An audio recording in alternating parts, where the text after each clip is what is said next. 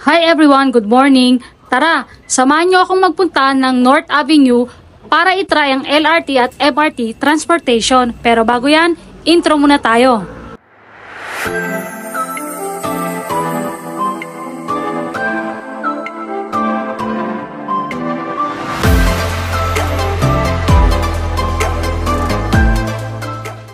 Kailangan pala naming ihatid itong mga board games doon sa condo unit na aming pinapa-Airbnb para naman hindi mainip ang aming mga guests while spending time for their vacation.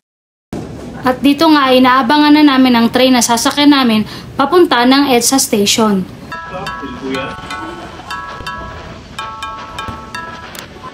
Where did all the times go?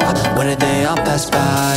How did I get so lost in a blink of an eye gone? You were just here by my side, everything was nice now. I'm taking it's all over now.